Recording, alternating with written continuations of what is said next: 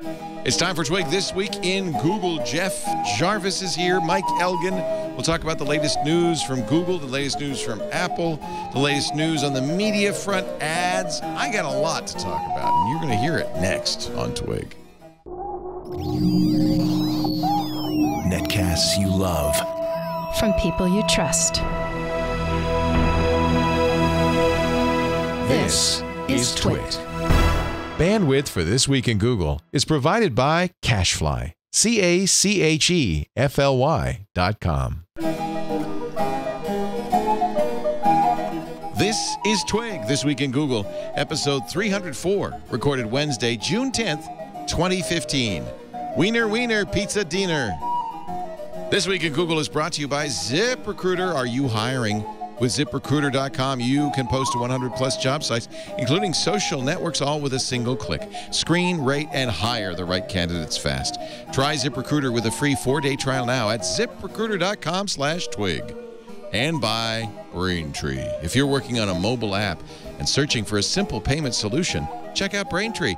With one simple integration, you can offer your customers every way to pay, period.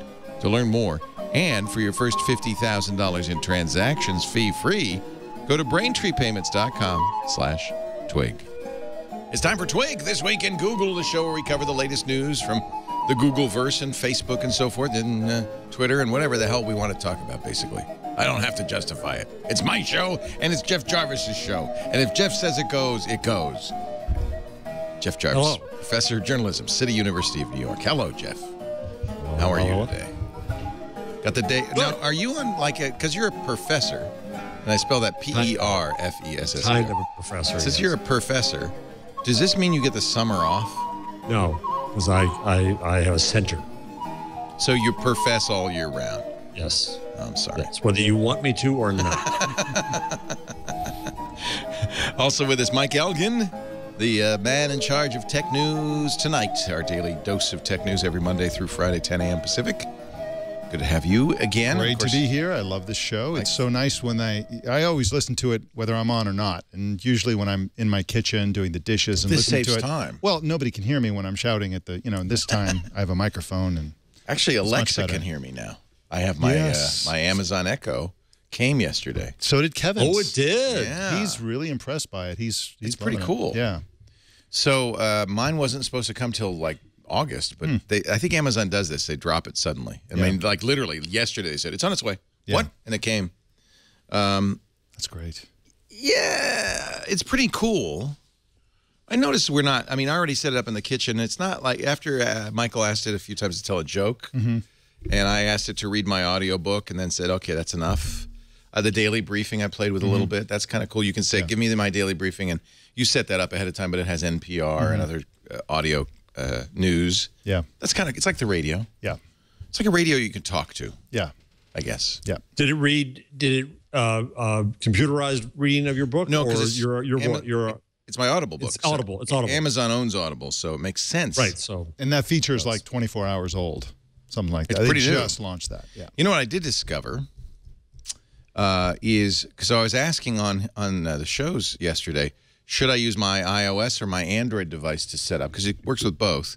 And then I thought, I wonder if I use a Kindle Fire, if it'll be different, the Amazon tablet. And it is. Is it? The Fire interface is much more elaborate. Really? Lots more you can do. They give you suggestions. You use the tablet space. I think it's, I think it feels like it's, kind of, Amazon's going to favor them. You're using 3 phones now, aren't you? At least. It's so welcome to the future, ladies and gentlemen. Depressing. All right, let's see what else is going on in the world. You have a little scooplet, Mr. Mike Elgan. Well, this is somebody who addressed this to me. You're talking about the Google survey around the idea of a Google monthly movie pass. Now, the Google movies, you can rent movies, of course, and buy them. Right.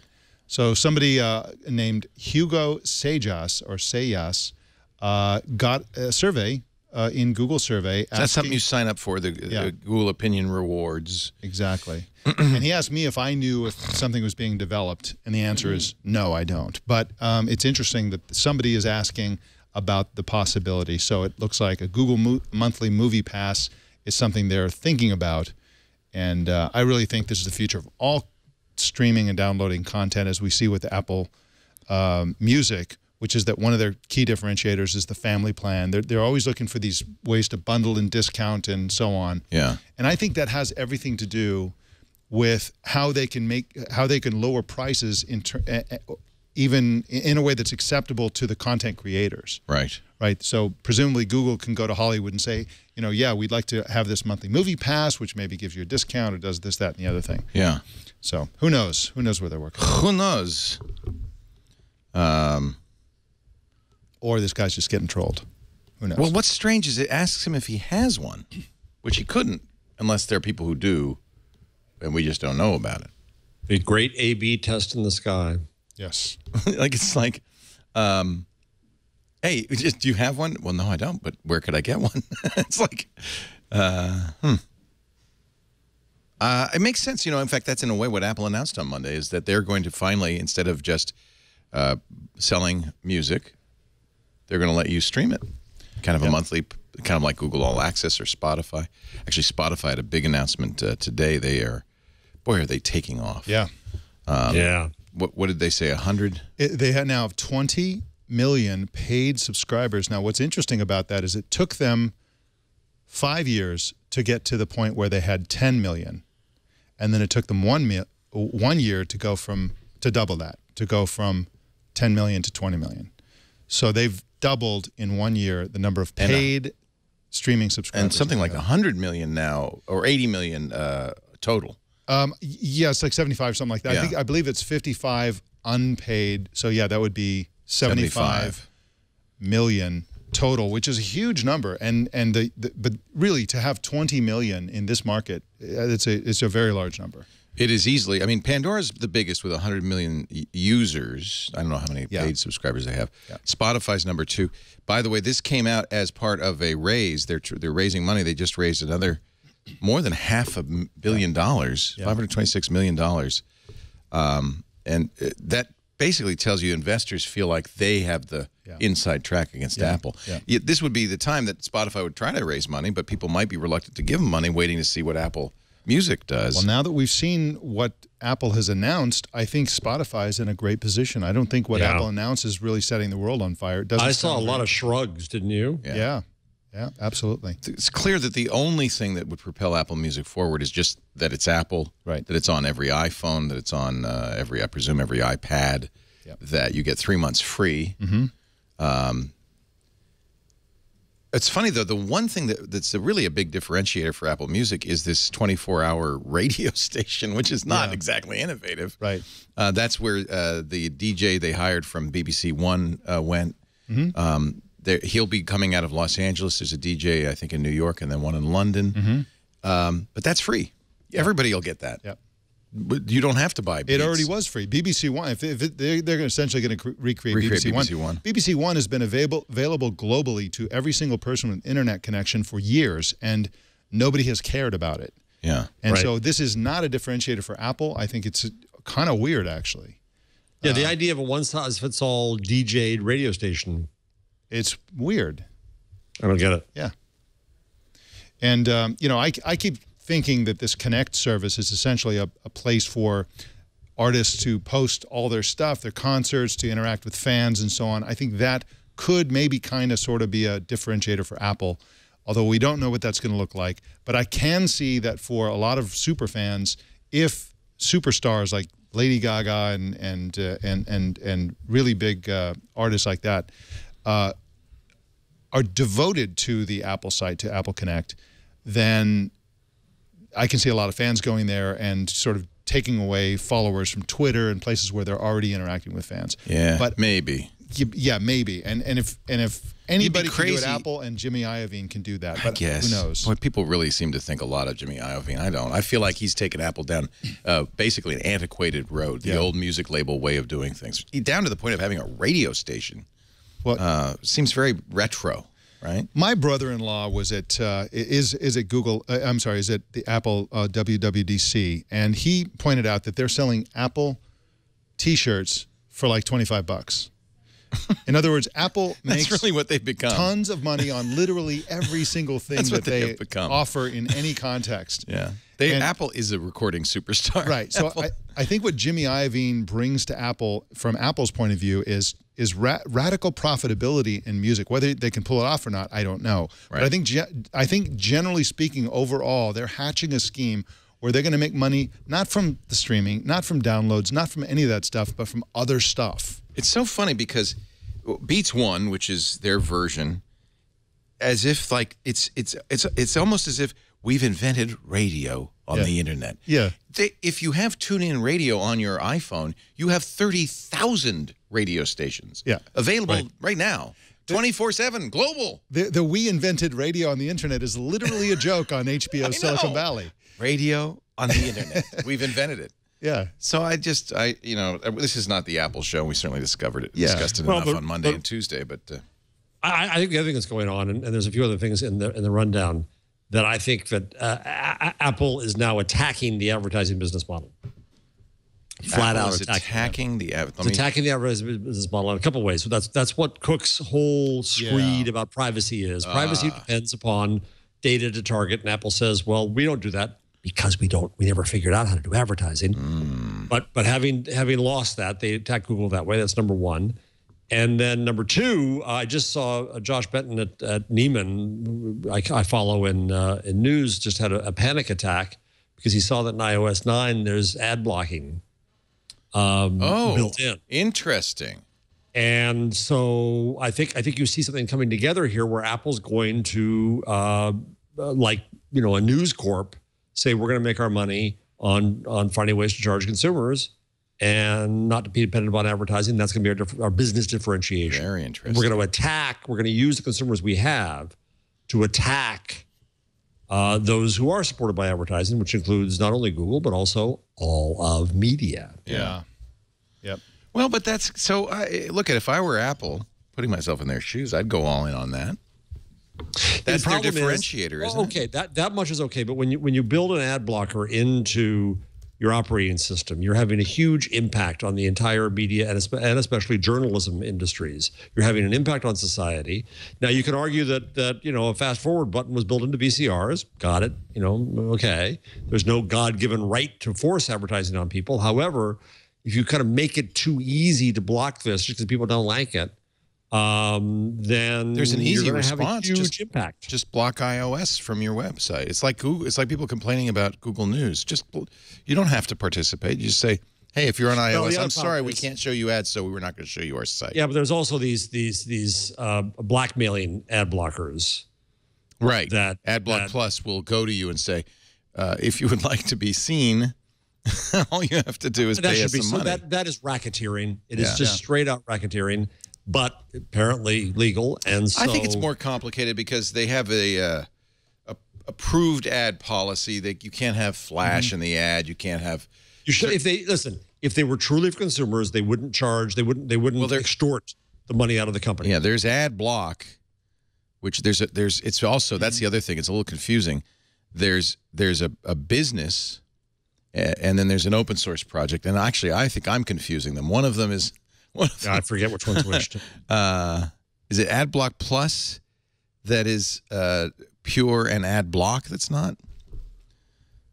You know, their competitors. AdBlock Plus says, used by over 50 million people, a free ad blocker for Chrome.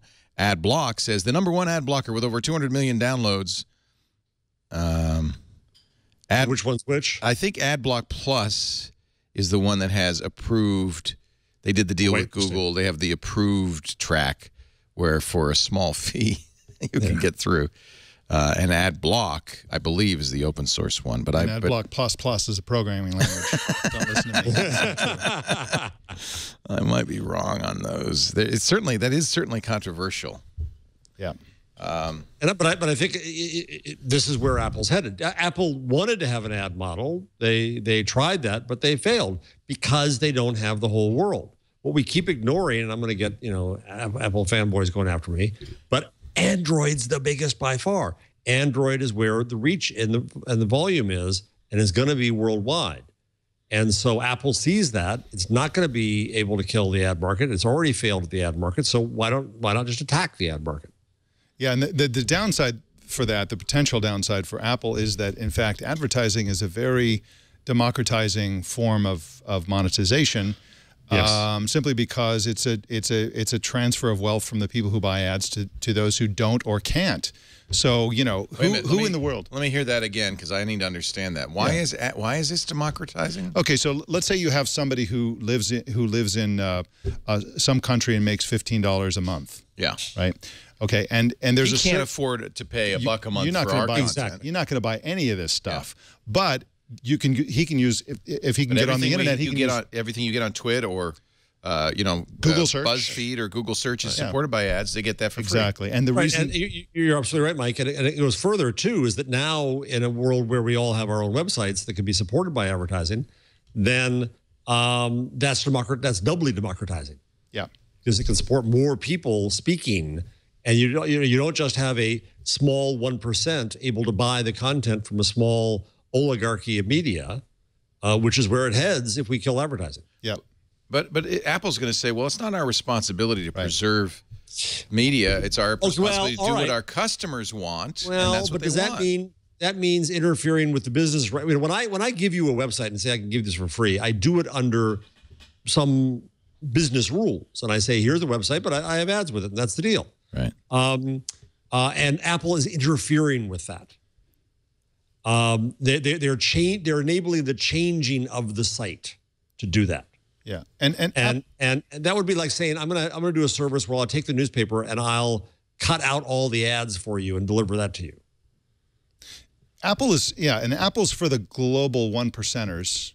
No question about that. Yes. But for them to suggest that their attack on advertising is somehow an ethical issue or something like that. I mean, Tim Cook makes it like, you know, those evil advertising companies are harvesting your data and they're doing this bad thing. We're the good, pure, and right people. No, we're the people who sell really expensive stuff and make a ton of money on stuff that most of the world can't even dream of affording. And so we have the luxury. Yeah. Kill some people, drive people to suicide making these things, but never mind that. Yeah. So, but okay. And every time I get in this battle, I don't need to go on an Apple attack. No, this is good. Every time I get this is a conversation we cannot have too much, I think, on this network. And there's we've had it many times. I've had it with Steve Gibson because he loves ad blockers. He's concerned about privacy more than almost anybody. Part of this is the ad industry's fault, right, for making ads that are so horrifically over the top and annoying. And the response, by the way, to ad blockers is to make it worse, is not to make it, not to back down. Right. Yeah, and being opaque about all the things that were used for targeting. Right. And my entire argument is that the salvation of the news business is going to have to be more relevant. That means we have to know people as individuals. That means we have to have data, otherwise known as information, about them so we can give them greater relevance. And when voluntary, there's nothing wrong with that. But the ad industry and the media industry and the technology industry all, by being opaque, allowed that to be demonized. We talked about that on the show many, many times. The Wall Street Journals, what do they know? Yeah. And now Apple's just playing right into that, the same as News Corp has. And you know, it's interesting. We had on our webpage a very kind of odd, eclectic privacy policy at twit.tv, which I wrote many years ago, and which was somewhat out of date, saying, "Hey, we don't want to know anything about you, and so we're not going to collect anything about you, and go on about your business." That changed over time because we put Google Analytics on there because we do want to know how much. We don't want to know anything about you, but we do want to know how many people visit our page and stuff. Yeah. But Google Analytics then gives Google a kind of a window into our users. Plus, there's ad banners on our site, which those came later. Yeah. And of course, whenever you serve an ad banner, the ad server, whatever it might be, and I believe it's Google. It's doing that. Gets information about you, anybody who visits our website. So we got approached by a organization created by the ad industry. And they said, you have to fix your site and tell people what you're doing, or we're going to report you. We're going to turn you into the FTC. And I think that my initial reaction was, screw you. Yeah. But I think what it really is the ad industry responding probably to a consent decree with the FTC, but maybe not. Maybe just proactively saying, well, we better get this in. So when you see that ad choices thing, that's it. They said, you need to have a much better privacy policy that's very clear about what you're doing. It's so interesting because this came from the ad industry. Yeah. And you need to have a link that says ad choices, that shows what you can do to opt out, and it's the industry trying to self-regulate before the government comes in and says, well, you better get your house in order. So there is some awareness of this. Yeah, and we spent a lot of time and money, by the way, making that work. Yeah. And personally, I don't think there's anything wrong with ad blockers when people choose. I don't like the idea of ad blockers that are enabled by companies as an opt-out kind of thing. But I think that for anybody who wants to opt into an ad blocker, that's fine. And nobody, advertising is not a requirement for you to listen to or purchase the things that they're advertising or do any of that stuff. If you are going to decide in advance you're not going to buy anything from advertising and you're not going to read them anyway and you don't care about them and you don't want to see them, that's fine. The vast majority of people who get ads served to them are never going to act on those ads. They're never going to click on them or even look at them. And so that's fine. There's nothing wrong with that. That even raises the issue of, do ads work at all? Do banner ads work at all? Does anybody even see them anymore? I don't see them. That's exactly the point. And I think that's right. But what is going to make them work? Greater relevance. Exactly. What fuels greater relevance? Data. Information. Exactly. And let's try another, on the right or wrong idea here. What if Apple provided a mechanism, and we know the technology exists, we see the jokes about it, millennials become snake people, and said, oh, we're not going to bother your pretty little head. We'll create a product that takes out anything that's Google related. We'll just take out, we will take a given publication and give it to you cleansed of something. Yeah. We should mention of ads, cleansed of content. That Apple themselves are not making the ad blockers. They've just made it possible to do on iOS they're about to make it possible to do on iOS what you've been able to do on Safari and Chrome and Firefox all along, which is they've enabled that capability for people to add to Safari for iOS. So Apple hasn't really taken a stand in there. I mean, it's kind of it's kind of like they're saying, well, you can if you want to. Yeah. And of course, a user would have to download this, right? User would have to install it. I don't know. I feel like it should be up to the user. But the user, it's the same thing. I feel like, what this argument is very much like the Napster argument. I feel like it's what we need to do is educate users and viewers and listeners and readers that this free content is provided to you thanks to our advertisers. I think our audience knows that. Well, there was a horrible, I think it's in the rundown, there was what I think was, I didn't read the whole study, but what I've seen of it, an awful Penn study on advertising. Oh, where'd it go? It was in the rundown, wasn't it? By the way, the group that called us is the Digital Advertising Alliance. And I never really quite figured out why they were harassing us. We did comply because it's the right thing to do. But my sense is that this is probably funded by the, the IAB and the other ad people saying, well, we better do something here. Because if we don't, the government will. For some reason, I can't get the comments to work on. There we go. Oh, there we go. I just here's a story about it. So there's a Penn, University of Pennsylvania study by 3 academics saying, well, consumers don't like this idea of exchanging data for content. But the way they worded every damn question was so loaded. Do you agree that it's okay to get a discount on something if you allow the store to monitor you? Do you agree it's okay to get content if it's okay for people to take information about you and you don't know it? It just stacks them, puts the thumb on the scale on the way this is done. You can turn around and say, would you like to have 1/100th of the content you have today? Yeah. Would you like to pay a huge fortune to companies? Isn't that what the music industry has said, though, all along? Is if you keep pirating music, you're never going to get any. Okay, fair point. But I think that the point here is it's trying to argue that, along with Cook, that, data is evil, data is bad. Data is just information. And relationships are based on data, on information. What Cook is saying is we want to give you a choice. Because it's the only choice they have. It feels a little disingenuous because then the other, they say that and then they crow about how many credit card numbers they have. I mean, but I think it's good business for them to say, we're in the favor of privacy. Not everybody is. Other companies want to use information to tailor ads or whatever. We don't want to connect that. They even said on stage on Monday, we don't want to know that. Right. we don't want to have that information about you. And that's a perfectly reasonable place for them to be. And if consumers really want that, that's a compelling sales point. Yeah. Are you guys familiar with Google Contributor?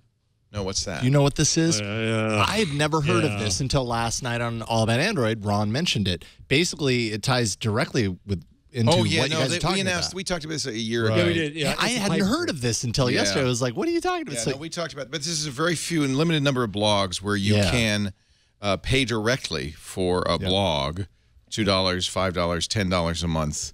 But the participating sites are very limited. In fact, and the right number now, of people are going to do this is limited. there's only there's 6 also of them. just today, every daily newspaper in Germany signed on with Blendl, which is a micropayment platform. The belief in my industry has been that micropayments will save us. So people will just give 10 cents, 20 cents for an article. It'll all be okay. BS, never going to work. We considered a paywall early on, and I just didn't. Oh, you did? Oh, yeah. We've considered all forms of monetization. My initial plan was to be like the modern Patreon, to be not forced subscriber, but voluntary subscriber. Yeah. Paid donations. That still kind of lingers on the website, and people do give money, a few $1,000s a month, and I appreciate that. Thank you. But we couldn't. But the option of having a paywall, or we even consider that sometimes now. Maybe we should make certain things have behind a paywall, like chat behind a paywall, which, by the way, we're not going to do. Don't worry. Yeah. But he's going to kill chat and start a paywall. Go ahead, start the rumors now. Go ahead. But it is fundamentally undemocratic. In fact, that was one of the criticisms you had. Is what about the guy who a buck a month sounds like nothing to us, but what about the guy who's making $15 a month? Right. That's a very good point. We don't want to be undemocratic, but also when you have a technically sophisticated audience, any paywall is doomed to failure. Dig Nation did that briefly. They said if you donate to Dig Nation, we'll give you early access to the show like a week ahead of time. In fact, they're doing it again. They're bringing back Dig Nation. They're going to do a one-off, and if you donate to it, it's quite expensive.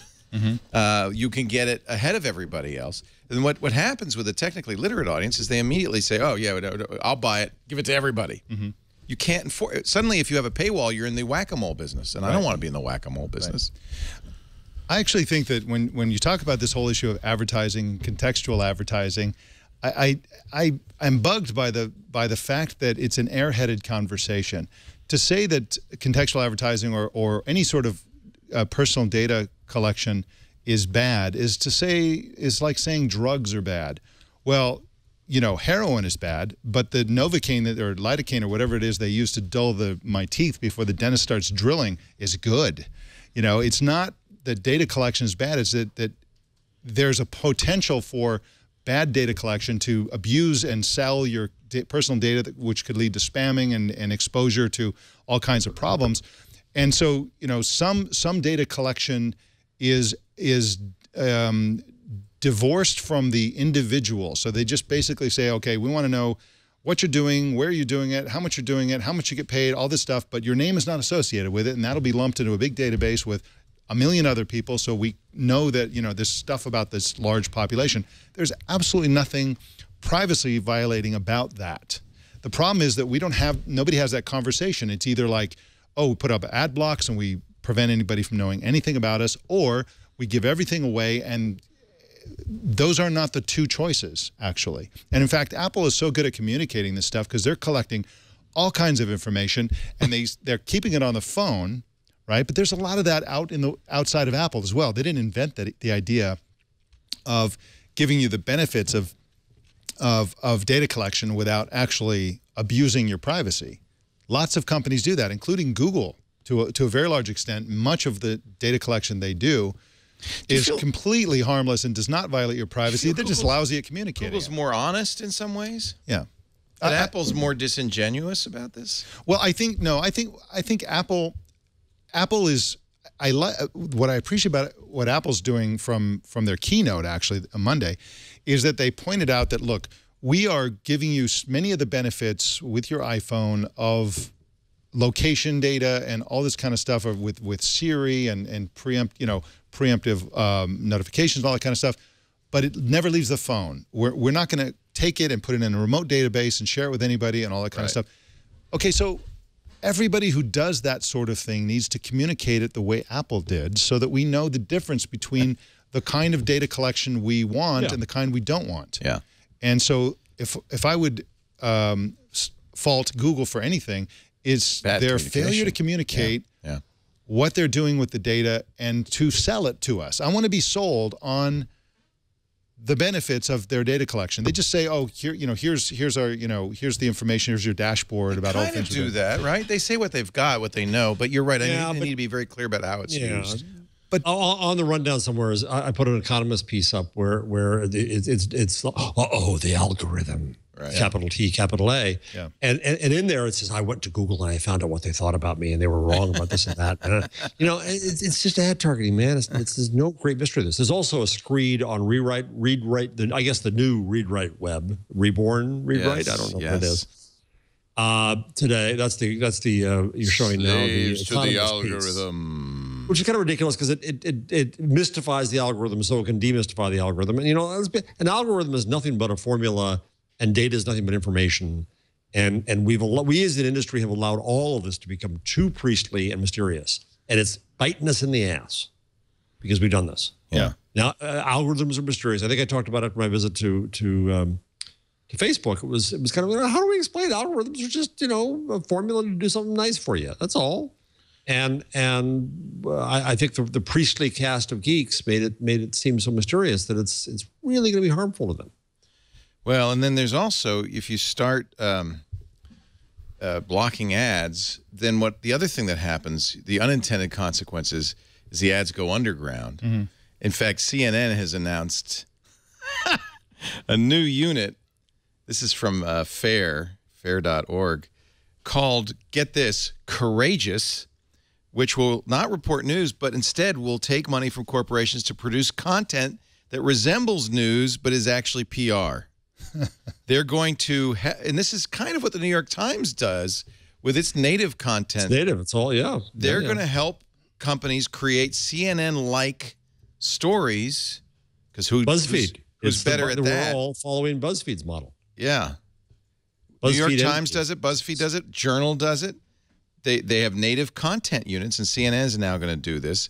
And this is my problem, is as soon as you start pushing ads underground, advertisers want to reach you. They're going to reach you. There's another. They start doing native content, or you put Pepsi cans on this table, and I mean that's the next thing. It's going to be everywhere in other ways. I actually don't mind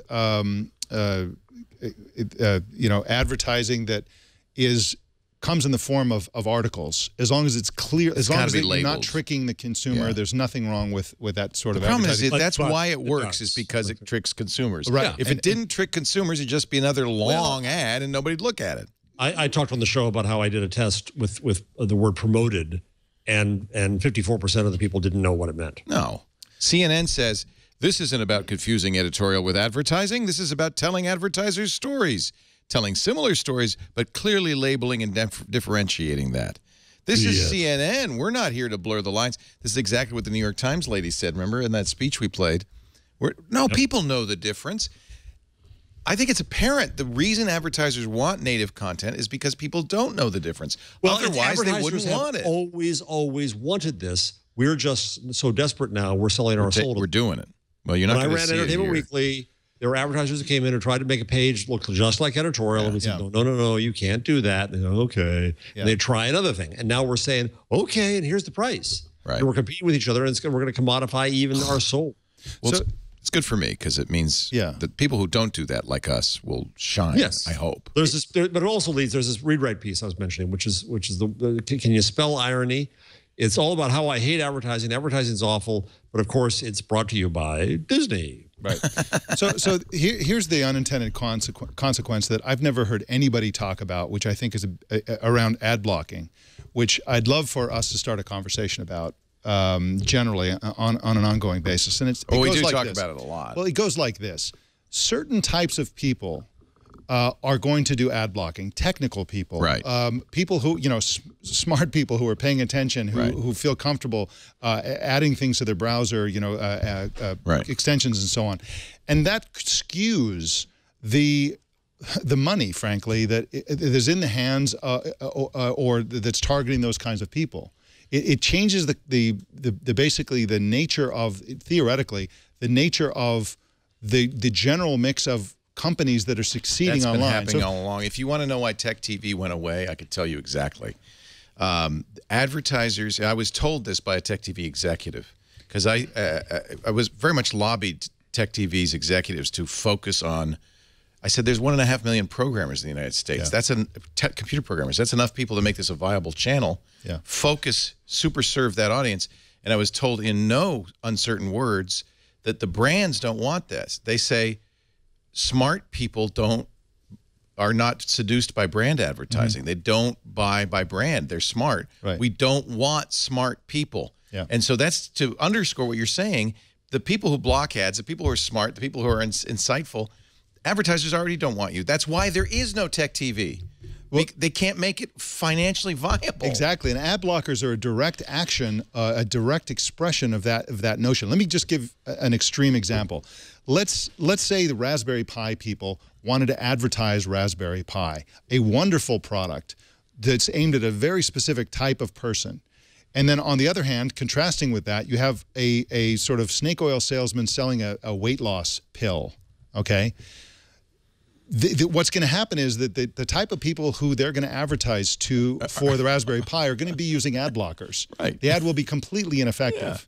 The weight loss pill is going to be everywhere. They're going to make a fortune, and the internet will be overrun with weight loss pills, and the people who would buy such products, and the people who would build a better tomorrow will never discover the Raspberry Pi because they're using ad blockers. So the demographic issue needs to be emphasized. But you do raise the point, which is also important, which is it's a minuscule number that use ad blocks, and even in our sophisticated audience, I think we probably have a much larger percentage of people using ad blockers. But you know, that's okay. All right, chat room, fess up. How many of you use ad blockers? Yeah, how many of you in the chat room? I would say it's a large percent, probably half. How many people in the chat room? Just say yes or no. Yes, you use an ad blocker. Don't you know? Yeah, yes or no. We have a no, Patrick. So, no. You can just shout it, Patrick. No. Me, no. Yes or no? Yes, I do not know. Yes. It's about 50-50, I'd say. Well, maybe it's... Oh, a lot of yeses. A lot of yeses. They're coming in a little slower to admit it. By the way, this is public, so I've seen it publicly. But The Guardian, which has a membership program, went to people who used ad blockers and said, "Would you consider, like supporting us with a membership?" And it had very good conversion. Yeah. Here's a guy who runs a marketing agency who says, "Yeah, I use it." But see, the ad blockers don't affect us particularly. We have banner ads on their website. And those are usually, we do sell those, not for a lot of money. They always go to an existing advertiser. They're part of an overall ad buy. The truth is, the ads, and by the way, on the new website, the banners are very much reduced and very, I think, subtle. We really wanted to make the new website look good and not be overrun by ads. The ads that work are the ads that we do, the interstitial ads that we do. And it's one of the reasons we do them very differently. And you know what? There's no way I could stop somebody from fast-forwarding through an ad. And I bet you, okay, let me ask you that. How many of you fast forward through our ads? Oh, yeah, that's the best argument. And yet, I got to say this. What really happens, and I think every podcaster knows this, is that your community is so devoted to what you do that they buy the products specifically to support you. Our ads work better for advertisers because of our community. Boy, okay, let's not, I'm sorry I asked that question. Don't mention that you skip the ads. Would you mind keeping that to yourself there? but I find my own behavior being such that with like Howard Stern and Twitch shows, the ads are part of the content. Like I want to hear. That's why we do it that way. Exactly. Yeah. And so we want to incentivize you not to skip them. Right. And we also want the community to be loyal to us and love us. I always take the attitude, let's just super serve the community and they'll take care of us. And that's kind of the best way to do it. And taking care of us, by the way, does not include donating. I mean, No Agenda and other shows that are totally donation run are always going to be smaller. Nobody's going to be able to run an enterprise of this size with the 20 shows we do on donations alone. It's just not doable. If it's a couple of guys and a microphone, maybe. Sure. But we're never going to, if somebody said, if ever you block people who use ad blockers, I'll stop listening. We never would do that. That's not how we work. In fact, most of you who listen to shows, you download the shows and you put them on a device of any kind. We don't in any way limit what devices you use. and you listen to it. I mean, but let's go here. I think a media site. I mean, forget paywalls, because what I argue to media sites is that you should calculate the value of a reader and act accordingly. And a once-a-month reader who comes is valueless. A person who uses an ad blocker is valueless. A person who comes often and allows the ads has value. So I would support. I think what would a media site lose by blocking ad blockers? Just saying, if you use an ad blocker, sorry, you can't come to our stuff. I would do it if you do it explicitly.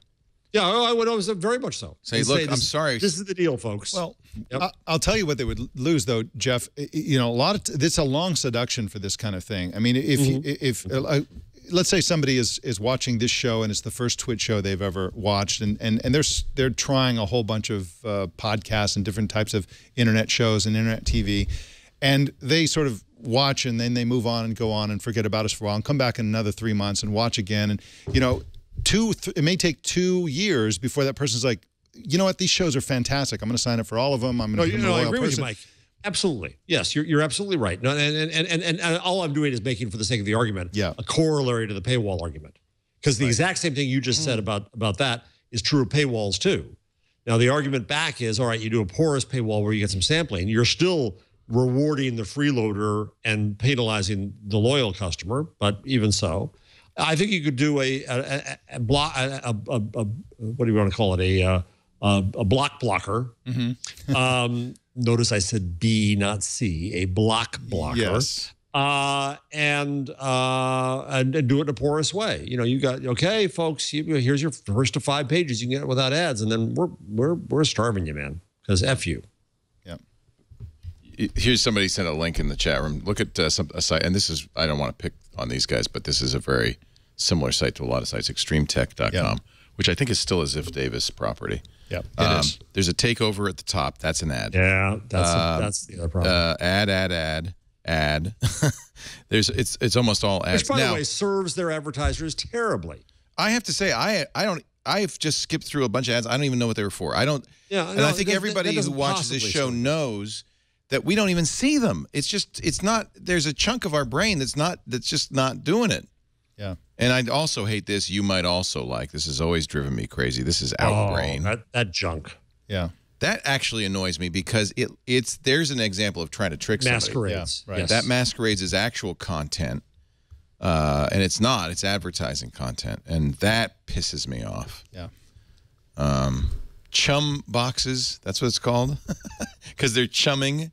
I think that's probably what it is called. They're chumming for viewers, like you would chum for sharks.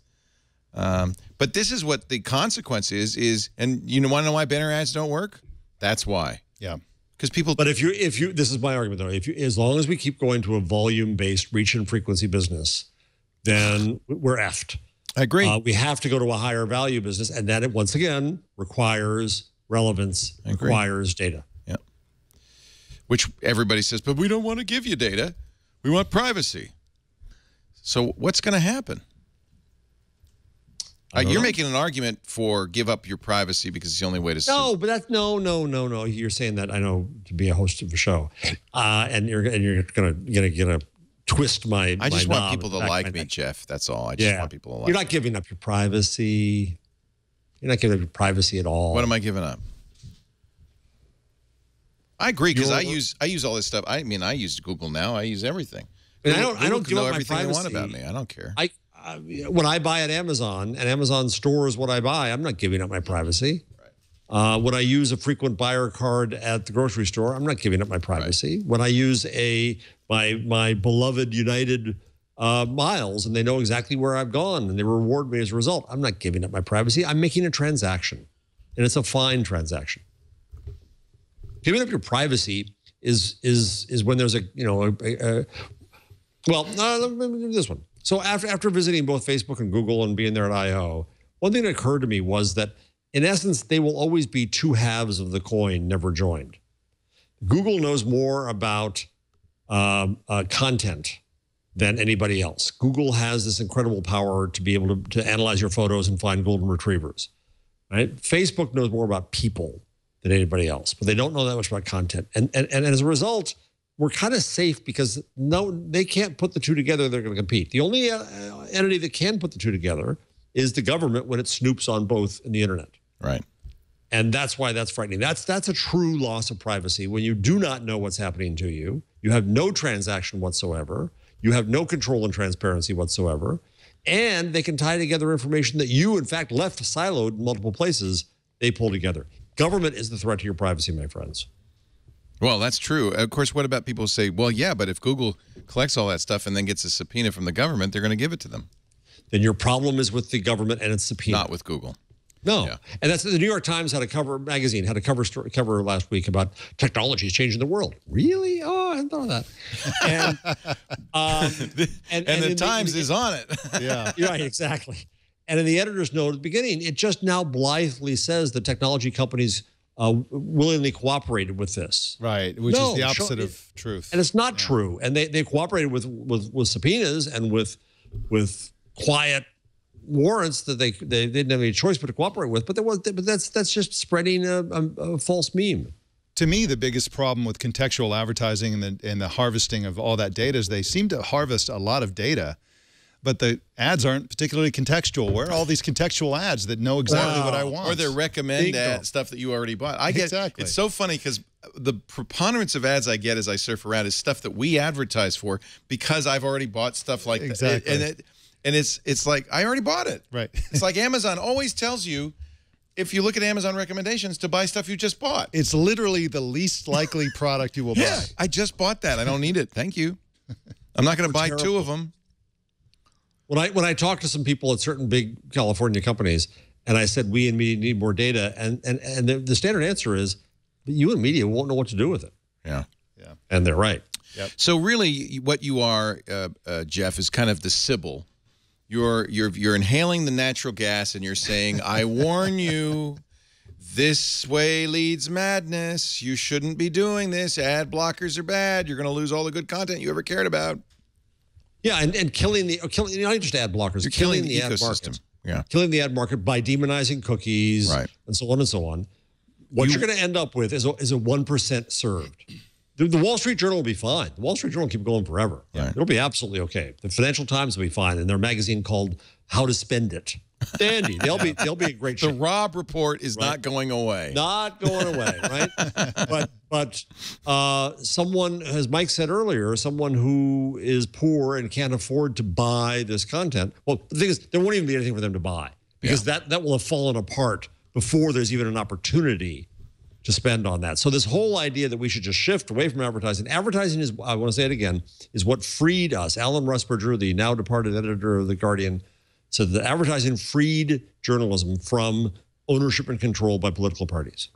Advertising is not a bad thing. It gives us free stuff. I just went to the Rob Report, and there's an ad takeover by McLaren. Yeah. Oh, those guys know where to advertise, and it ain't on Twitter. I can tell you. I can tell you that right now. Bespoke tailoring at Vestia's new Fifth Avenue studio. You don't even care if this is native content, right? It probably is. Who knows? Who cares? Finally, a luxury super tank you can call your own. The Ripsaw EV2, the world's fastest dual-tracked all-terrain vehicle. Oh, come on. We got to get them as an advertiser, Lee. I'd love to read that ad on TNT. Fellas, you know you want a tank. Perhaps you thought you couldn't afford one. Maybe that used Abrams M1 in your driveway is all you'd ever want. Oh, now Ralph Lauren eyewear. Just covered the tank thing. The tank. Takeovers. Well, one parting shot against the old model of advertising and in favor of the new. If we ever get to the point where we have great contextual advertising, and if it's really great, ads will tell me what I want before I know I want it. And I'll generally want it, and I would just buy it directly. And I won't have to go to Amazon.com, just buy it from the ad. And, we're getting there slowly. And that's Google. That is Google's nirvana. Exactly. Yes. And the opposite of that, if we learned nothing from Mad Men, we should have learned about the manufacturing of desire. When you have a mass media that's going out to the whole world of every type of person, male, female, young, old, no matter what they're interested in other words, the old television model, the way you advertise is you convince people to want things they wouldn't otherwise want. That's a manufacturing desire. That's the old TV advertising model. Well said. And the future is when I tell them what I want through my actions, through my interests, through what I do, and then they give me what I want. That's how it should work. I just hope that they figure out how to make it work. Yeah. It's what I've said for years. We just want to tell people features and benefits of products. Yeah.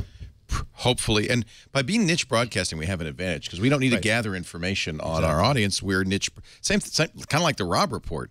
The Rob Report knows they should advertise, tanks, personal tanks. Yeah. By the way, this really looks good. Yeah. This luxury super tank you can own. It's a half track. Look at that. There's nowhere I couldn't go. I see one coming to Petaluma now. Lisa, stop I can't believe you now. can buy this.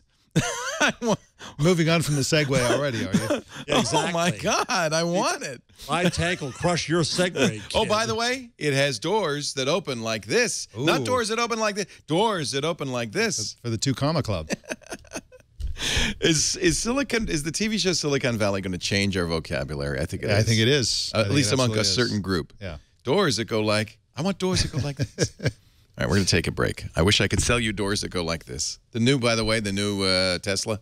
Yeah. Doors? Doors that go like that. Nice. They know what rich people want. That's right.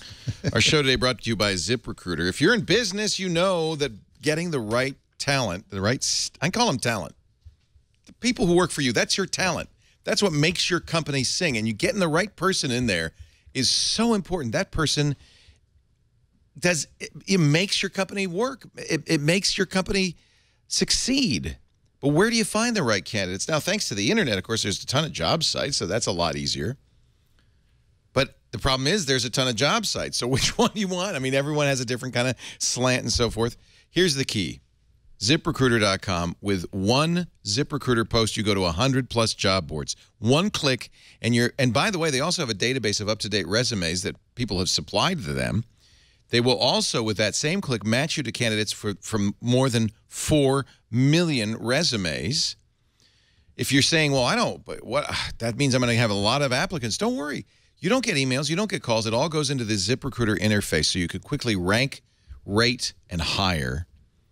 400,000 businesses now use ZipRecruiter, and it's so sweet. We used it, and I was so pleased. You can try it now for free. 4 days free. That really, 4 days, believe it or not, that could be enough to get that right person right now. They're waiting for you to go to ZipRecruiter.com/twig. Screen, rate, and hire the right candidate fast. ZipRecruiter.com/twig. The internet is such a great thing. I think such a great thing. You invented a new slogan for ZipRecruiter. Make sure your talent has talent. Talent. You want talented talent. You want untalented talent. Yeah. We get called talent. Show hosts are called talent. But I think really anybody who's working in your company, you should think of them that way. They're the talent. Right. They're the brains. They're the people who make the difference in your company. I really liked that. That was a line in the latest book about Steve Jobs, Becoming Steve Jobs. The author said that Steve Jobs understood that the company was one of the greatest inventions of the 20th century, or maybe I guess companies started in Holland in the 17th century. But the idea that a group of people would band together with a central purpose is so powerful. And instead of seeing Apple as a hierarchy of the boss, the managers, the employees, the grunts, he saw it as a group of people with a united goal, a united purpose. And that's really, you could see that in Apple's DNA, can't you? You can. And this is, that notion is, something that is, people who are against unionization, like the CEO of Whole Foods, for example, is anti-union, would argue that it's in fact unions that disrupt the singleness of purpose. It pits management against. Well, then the union becomes the purpose instead of the company as the purpose. Exactly. So now we have Gawkers unionized, and now we have a whole bunch of writers from sites are trying to get together and have a big meeting. All get unionized, and I just started chortling on Twitter. Yeah. So fine, so they all go on strike. See, I'm kind of a union guy. I know maybe I'm an old line progressive. I just feel there's no doubt that in the beginning of the 20th century, unions saved the working person. Yep. Absolutely. That was. But then they became their own. Maybe. Institution. Yeah, I'm not sure that there aren't industries that need them. But I do believe that many of the industries that did need them don't anymore, and that they're counterproductive now. So I think it's kind of an industry by industry thing. But I think the idea of Gawker employees, like, screaming scab at the people who still want to do blog posts is hilarious to me as well. The giant inflatable rat. That's the one I like. They put. You've seen those, Jeff? They're for some reason they're all over New York. I guess because there's a lot of hotel strikes and stuff going on in New York. Yeah. Have you seen the DARPA Challenge blooper reel? So the DARPA Challenge is so cool. Whoa. Whoa. This is almost identical to the Russian police officer drunk blooper reel. So what's cool is the DARPA Challenge, which has been around for some years. It was originally about autonomous vehicles. Yeah. That's been solved. Yeah, I went to the first one. They were driving off the road, just like this, just like that. So now they've changed the challenge, and it's kind of cool. They give you they give these robots are not remote controlled. They're autonomous. Yeah. They have to solve a real world problem, and some of the problems are supplied at right before the competition begins. Yeah. So you can't like write a lot of code. Cruel. I'm getting empathy for machines here. The Skynet, apparently the Skynet takeover is a little ways off. I'm sorry, I shouldn't laugh. But yeah, you can laugh. You're right, you shouldn't, Leo, because when they realize that you're laughing at them, and they can do something about it. Back in 2015, we noticed that you were mocking us. Yes. We now will take you back behind the studio. Remember, our memory is forever. We'll show you what we can do now. We never forget. If you want to... Oh, If you want to know more about the DARPA Robotic Challenge, I think it's still going on. It's the roboticschallenge.org. And what I love about this is the progress that they've made. So you went to the first one. I went to the first one, and the starting line was unbelievable. Just, 90% of the field just failed immediately. There was even, they even had a motorcycle. And all they were trying to do is drive a road, right? They were trying to drive in a dirt road. It was like 10 miles or something like that. And vast majority were just driving up on the edges and falling over and doing all this kind of stuff. It was such a difficult problem that now we take it for granted that it's totally solvable. And it's not amazing. And it's not so long. What is it, 10 years, 15? Exactly. It's not so. So actually it is over. Robots from the Republic of Korea and the United States won $3.5 million in prizes. The first place, the $2 million prize, goes to Team Kaist of Daejeon in the Republic of Korea. Its robot was DRC Hubo. Second place, $1 million from Pensacola, Florida, the robot Running Man. We really should have been there. Yeah. Next year, can we cover this? Yes, let's do that. Oh, third prize. What's the next challenge? So Pittsburgh got the third place $500,000 prize with its robot Chimp. 23 teams. You saw the robots. They're big. They're scary. Yeah. They look human. I mean, put an Arnold Schwarzenegger exoskeleton on them, and you've got, Terminator. The idea on this one was kind of inspired by the Fukushima earthquake in Japan, the disaster in the nuclear plant, that they actually had to send human beings into basically fatal situations. Why do we presume that the form should be human? Most everything you showed, there's a good reason for that. 2 legs and 2 arms. The Atlas people, now owned by Google, had a good reason for that, and that is that the world, the human world, is built for humans. So if you have a human-shaped robot, it can get into a car, it can walk through a door, it can go upstairs, it can do all the things that are built for human beings. I knew you'd have an answer. So you want to hear the challenges? I don't know if I could do these. There were 8 tasks, all related to disaster response. Uh-oh, it's phys ed. Is that what it's going to sound like to me? Well, driving a car alone. Forget this autonomous vehicle. Right. They're going to have the robot get in a car. Now you know why they're human, and drive it. Walking through rubble. We saw some robots not do that well. Tripping circuit breakers. So going up to a circuit breaker, opening the box and flipping the switch, turning valves, climbing stairs. Covering a press conference. Hosting a podcast. Yes. What? That shouldn't be on. No. Hopefully they're falling over. So that's you're asking a good question, because I'd like to do the next one, and I don't know when the next one is. I'll find out, and we'll make sure we cover it. It'd be so great to cover that. Yep. Really fun. Leo, I want to see you interview a robot. I think that's well, that's the interesting question. So in the original DARPA challenge, it was just driving a car autonomously, which we've solved. Right. In fact, soon we'll be in them. Right. This year it was robots flipping switches, driving cars themselves. What will it be in 10, 15 years? What will we be asking those robots to do? Very human-like tasks, I would guess.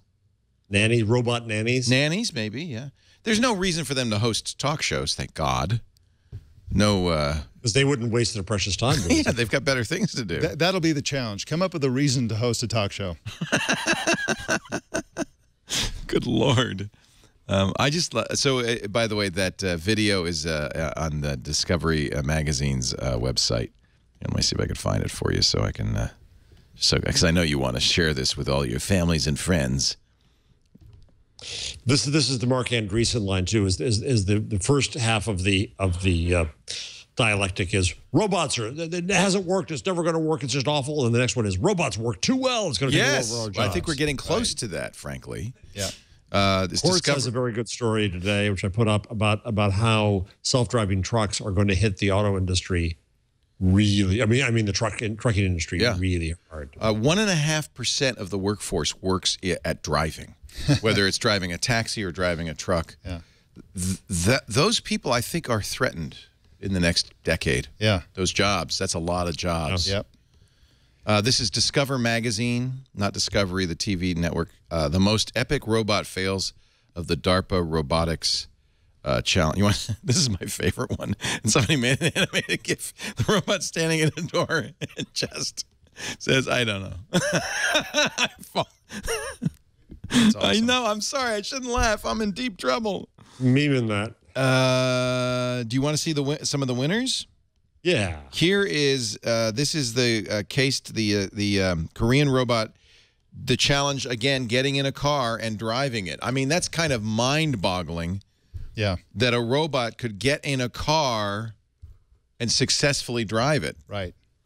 There's the robot. I guess he's already in the car. Look, he's holding his hat for some reason. He's got a hand on his hat. I have such a headache. That's brilliant. I don't want my hat to fall off. Look at this. Uh-oh, is he going to hit that? He's got to go. Oh, see, he has to really pilot it. Holy cow. Wow. So here's something scary that's also Google related. We were talking about how I went to the original Grand Challenge. It was in 2004. 2004. And Jason, so I put it in the rundown. Years. I colored it pink. But I searched for DARPA in Google Photos, and it found them. Yeah. How did your pictures? How did it recognize the DARPA Grand Challenge using the word DARPA? These robots are smarter than us That's already. incredible. So these are some of my pictures. By the way, robot rides side saddle. Is he going to get out? Look at this. He does exactly what he's supposed to do. Again, I want to emphasize this. There's nobody human remote controlling this robot. Yeah. That robot did it by himself or itself. Do you want to see him getting out of the vehicle? This is fun. This is the winner. Won a big prize, too, $2 million. I'm sure most of that money was well spent already. Was spent, yeah, before they won it. So now he has to get out. He raises his hand off the wheel. Turns. Be very careful. By the way, notice he rode side saddle. Why bother getting your legs in there? Right. I guess except for the accelerator pedal. It's not like they're running, but remember, this is 11 years ago. Cars were driving off the road. Yeah. That's amazing. It's only 11 years. Yeah. This is why I want to live forever. If self-driving cars had robots in them, we'd probably feel more comfortable. Oh, yeah. Right. And you'd personify them. Johnny Cab. Yeah, exactly. Yeah. You're in a Johnny Cab.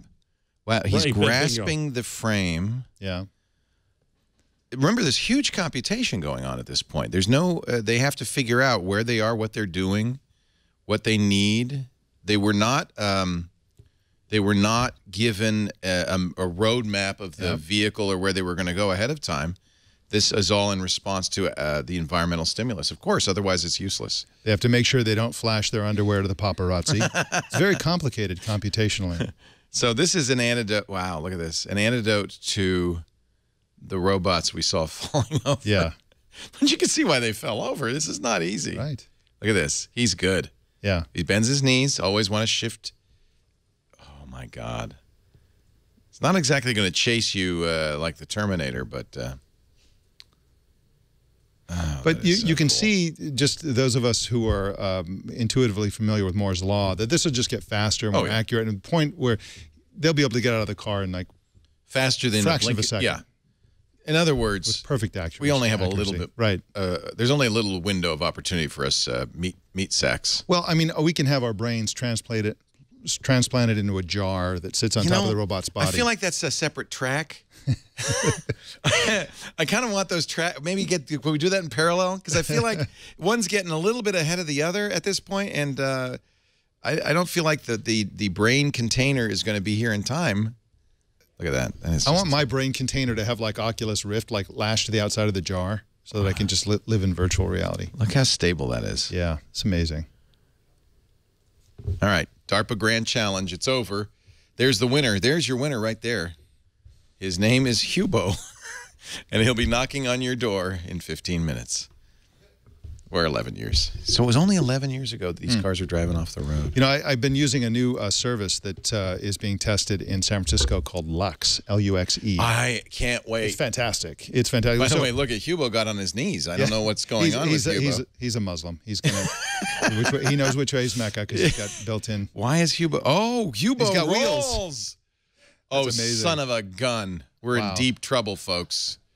We are in deep trouble. That's really cool. But anyway, Lux, for those of you unfamiliar with the service, it's kind of like Uber, except they use your car instead of theirs. Basically, what you do is you go to San Francisco. I'll drive in there. Where parking is hugely expensive. It's really difficult to park. It's expensive, and so you just go wherever you want. You say, I'm going to be at this place in about 5 minutes. They meet you there. They are either on a scooter or a skateboard. They have little blue jackets. Little shirts, blue jackets. Yeah. I saw a guy hanging out with a blue jacket when I was there. Right? You just hop in they just hop in the car and drive your car away, and you do whatever you're going to do. And then when you want it, you summon it, just like Uber, and they come and they get out. And you get in. But Mike, that one, I don't know, something kind of. That's you got to trust the guy in the blue jacket. That he's not going to go away. That's one part of it, and it almost seemed like this is. I don't know. There's some progressive part of me that says this is like taking a homeless guy and saying, "Hey, just drive my car around till I need it again." I hope that's not, but that's what people think about Lyft and Uber I'm not criticizing. I'm not criticizing you, Mike. I was trying to imagine myself using this, and it makes sense. But then I'm thinking, I can't figure out what it is. There's something a little off about the concept.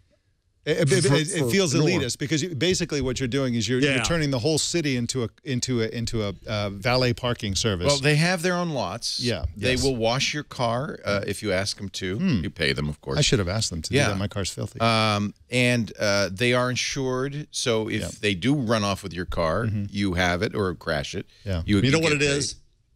See. I despise valet parking. When I go to California, I make fun of it. I ridicule it. I park around I despise it. It's a very California thing to have valet parking. But here's the best part of Luke's. But it makes material sense. So if you go to New York City and you want to park your car, I'm not arguing with any of that sensibly. So here's how you get on the valet team. They say $15 to $25 an hour. You keep everything you've earned. That doesn't include tips. I bet you tipped them. No insurance, gas, or hidden fees for you. Have to jog, scooter, or skateboard around San Francisco to meet customers. Stay in shape as you explore the city. Well, but the cool thing is the hourly rate on Luke's is less than any parking garage in San Francisco. That's right. In fact, you can keep it overnight for an extra $10. So for $25, they'll keep your car for 24 hours, which is like $60 or $70 at any hotel in San Francisco. But the reason I brought it up is that this service, obviously, these guys are going to be replaced by robots in 5 years. The robots are going to come chugging across the city. You know why? Because autonomous cars are going to eliminate the need for these guys. That's right. We won't even own vehicles. It's right now in San Francisco, L.A., Chicago, Seattle, and Boston. I found out about it because our travel guy, Johnny Jett, told me. And I haven't had occasion to use it yet, but I plan on it. This is the Uberification of everything. Yep. But I tell you, this model is going to succeed, and the reason is it feels so damn good to use it. Like I've been to the city in places where you can't park, and it's crowded, and it's rush hour, and it's just a hassle. We just want to go to a restaurant, have a nice meal, and then leave, and you just pull up right in front of the door of the restaurant, get out, and just walk into the restaurant. It's so well. Now, all right. Here's my question, Mike. So, is there going to be a war between valets? Well, we actually had a war. My son and I, he came from Silicon Valley. I came down from Petaluma. We all had dinner in San Francisco, and we set it up to where we put it in and we pushed the button at the same time and had a race. My guy blew his away by about 10 minutes. But yeah. Your guy was on a skateboard? Well, no, you're gonna pull up to a restaurant that has its own valet parking, and instead you're going to have your valet there. The two of them are going to get into a fight. Yes. And then that's why we have smartphones. We can video that confrontation, put it on YouTube. It's part of the circle of life. Google announced on Friday that they will start putting accident reports on their self-driving car blog. Yeah. They've been kind of harassed into this, I think. Originally at a shareholders meeting on Wednesday, Sergey Brin said, we don't need to reveal accident details. Nothing can be perfect. Our goal is to just be better than humans. On the other hand, they've been getting a lot of pressure for Consumer Watchdog and others that they really need to tell us how reliable these are. Obviously, transparency is always smarter. Yeah, you might as well. It looks like you're hiding something if you don't, right? Yep.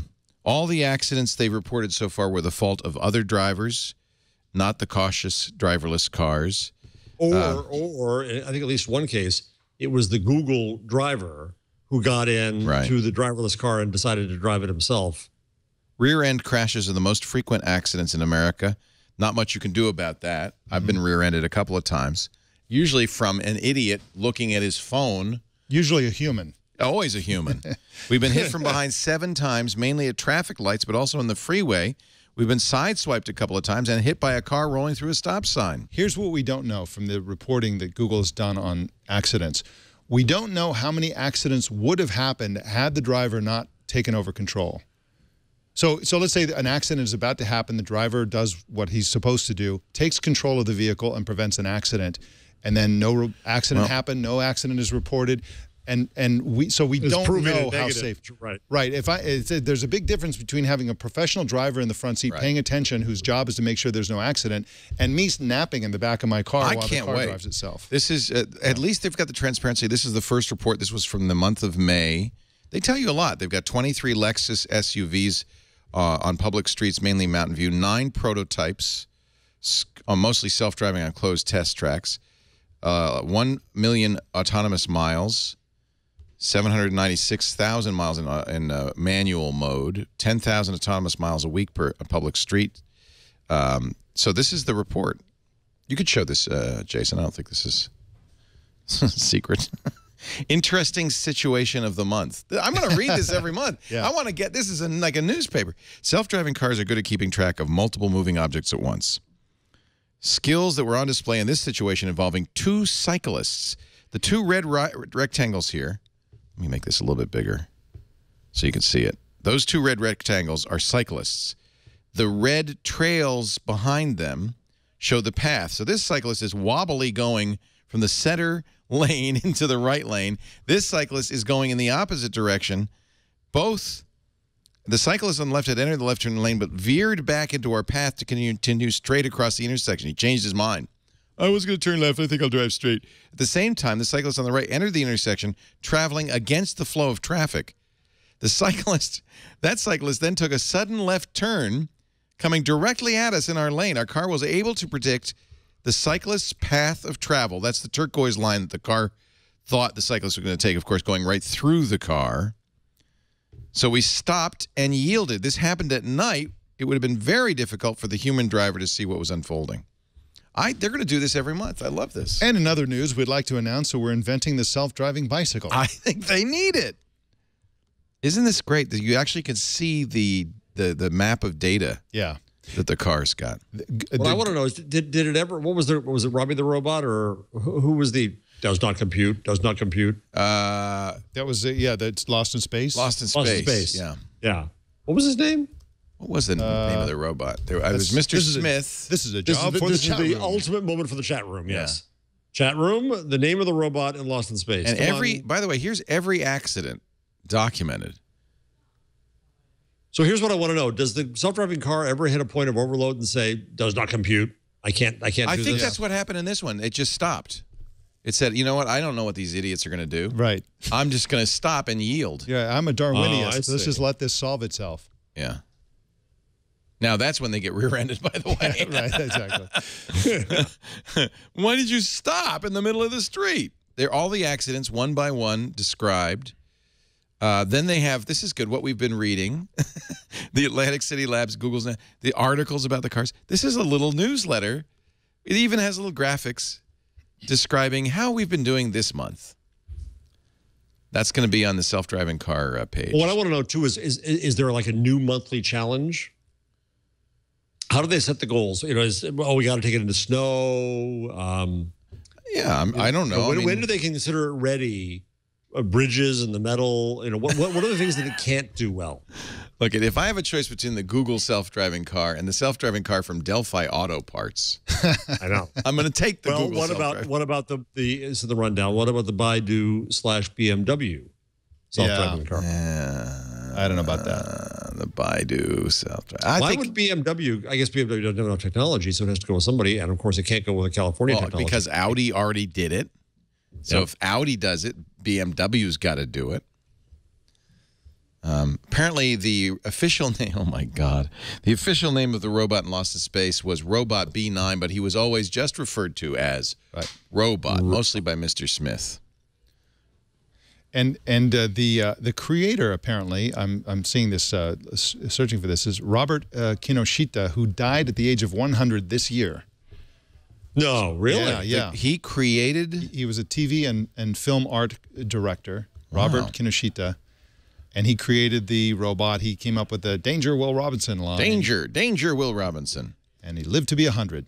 I have every one of those robot sound effects from Lost in Space on my other computer. His lines have outlived him. Yes. So someone in the chat room, when I asked the question, said, I'm not 60, I don't know. It's coming. It's depressing. I'm so depressed. You wait.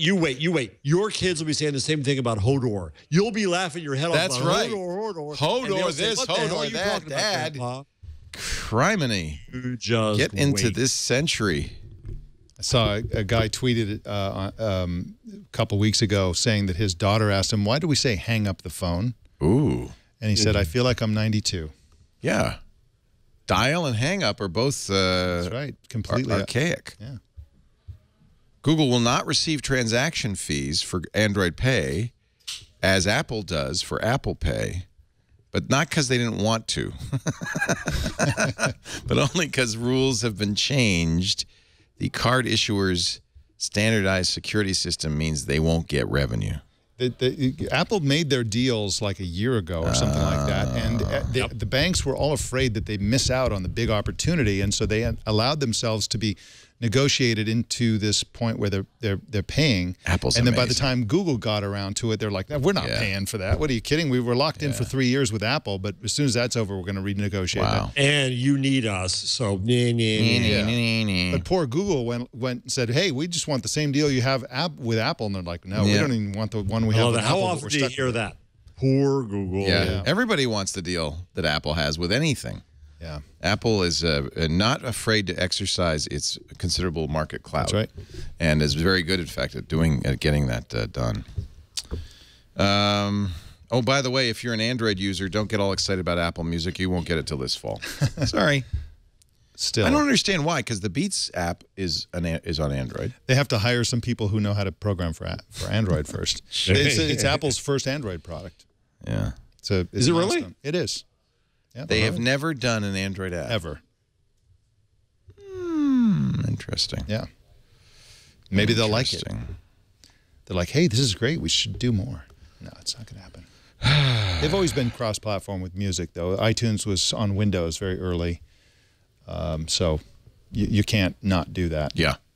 Although Steve Jobs fought it, right? Basically his team said, no, Steve, you got to have a Windows version. Right. And it was good they did, because it only took a few months before the vast majority of iPod buyers were Windows users, not Macintosh users. But they didn't learn that lesson in a way, did they? No. I mean, if you look, it's so important to Apple that Apple Music succeed, I think. Yeah. That they should have really had the Android version ready. We're talking about developing an app for Twit using our API. Mm-hmm. It does take a while. The developers we've been talking to, it'll be about $80,000, and it will be ready at Christmas. Yeah. And you know what, Leo? I'll bet some great fan will beat him to it and do a better job. I know some great fan will beat him to it. Dmitry Lialin, who wrote the Windows Phone version, has already said, I'm going to do a Windows version, a universal Windows version, Windows 10, Windows Phone, Xbox One version. I'm going to open source it, and I bet you Dimitri's typing right now, aren't you, Dmitry? We gave him access to the API. You know, the API on the new website was supposed to launch tomorrow. I don't know, there's some hiccups, not our fault, not Four Kitchen's fault, but with our some server certs and stuff. But when it launches, there will be a public API that'll launch with it. And I get a lot of requests from our audience. For instance, the number one request that we get that we do not fulfill. Why don't you have your RSS feeds include every show you've ever done? Which is, I think, in my opinion, a fundamental misunderstanding what RSS is. The feeds are supposed to tell you there's a new show. In fact, there are people like This American Life. The feed has one show in it, the current show. But it's the poor man's API. But that's what they've got, right, is the feed. So they're saying, well, can you give us a feed with all 511 Security Now shows? It would cost us so much money because the feed file would be 1.5 megabytes. Most podcast clients check every hour to see if there's an update because really what the feed's about is what's the new show. And we have 70,000 downloaders or subscribers on Security Now. So 105,000 megabytes an hour. Yeah. That's 100 terabytes an hour. Every hour of every day we would be out of business. But the new API, so what I want to do, and I think we'll do this, is I want to create a page, a snippets page on our wiki with little program snippets. The new API would make it trivial to write a little program in Python or Ruby or whatever that would just say, download all Security Nows. And then you go for a cup of coffee, and then you're going to have all the shows. Yeah. So that's how we're going to fulfill that request. We shouldn't recommend that people do that because that's going to be huge. Well, if somebody really, people do, for some reason, that's the one show. Nobody says, can I have every episode of Twig? Or tech news. I want to know what the breaking news was 2 years ago. Yeah, nobody cares. But Security Now is really about teaching you about computers and security. And a lot of schools use it, professors use it in classes and so forth. So I can see talk me into it. I want them all. Yeah, you should have them all. What we should really do is sell a DVD set. Yes. Or just ask the NSA. That's right.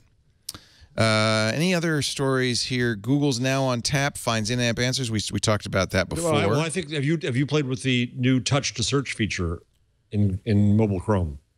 No, is it already? Is it already out?